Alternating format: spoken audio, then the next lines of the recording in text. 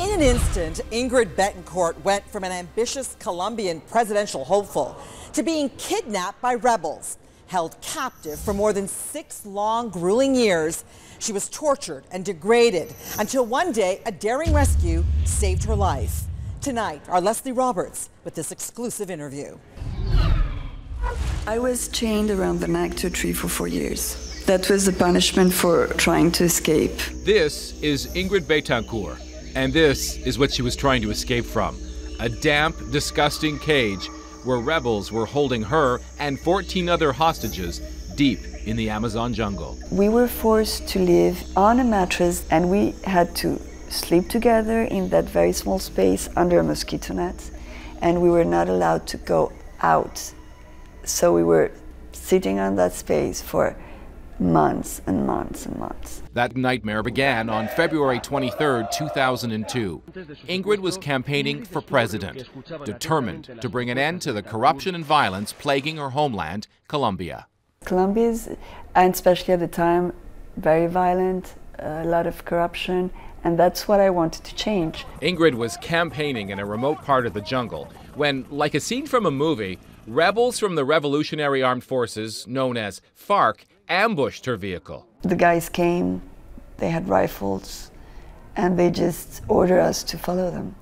And that is the moment where I knew I was abducted. I was separated from my group, and then I thought they're gonna kill me. They didn't kill her, but she became a captive, a high-powered bargaining chip in a violent war being waged by insurgents trying to topple the Colombian government. There was violence, all kind of violence we had to endure. You tried to escape several times? Oh, many, many times, yes. Never successfully, obviously? No, never. 5 times Ingrid tried to escape to freedom. 5 times she was caught. The last time, rebels chained her by her neck to a tree. Did you ever want to give up and say, I'd rather die than live this way? Yes, of course. I knew that my body could endure whatever, and I could have scars, but you know, the pain just leaves you. But what about the soul? What about the way you are, and to lose the good part of what you think you have? To the outside world, Ingrid had become a symbol of courage. But in the jungle, beaten and sexually abused, cut off from everything she'd ever known, Ingrid fought against hopelessness. Every day that was adding up in this endless time of abduction gave me the sensation of despair. I was always thinking, how long I have to be here, for how much more time? And there was no answer. For 6 years, her 2 children in France waited and hoped for her release. Rebels held the hostages, depriving them of food and sleep, and forcing them to march endlessly through the jungle. You would keep track of time by counting Christmases.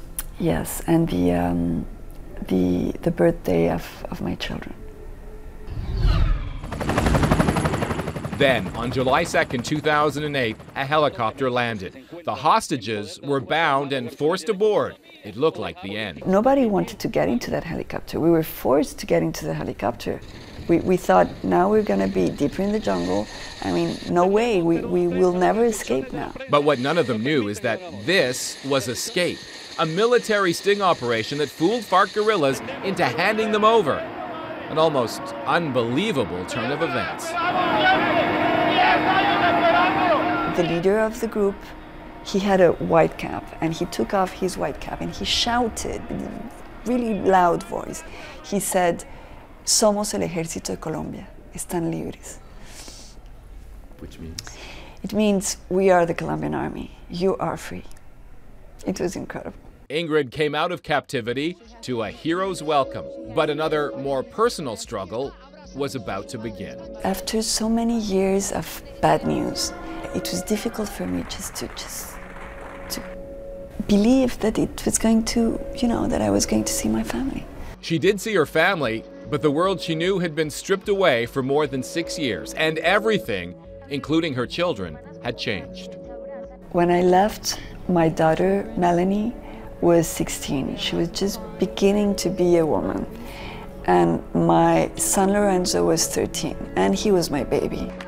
France, where Ingrid's husband and children were living, embraced her return. But her marriage had disintegrated, and she struggled to adapt to day-to-day life after the emotional scars of captivity. Forgiving myself, forgiving the others around me, forgiving, of course, the guards and the guerrillas, forgiving everything. And I think the only way to do this is if you forgive yourself. You cannot forgive others if you are uncomfortable with what you did or your behavior or your reactions. So it took, you know, it was a path. Ingrid Betancourt has a new path now, sharing her story with the world. It's a story of isolation, deprivation, and despair. But it's also, in the end, a story of forgiveness and redemption. I love my country, and I love my countrymen. I love the people of Colombia. But I know that I have to heal, and it will take time.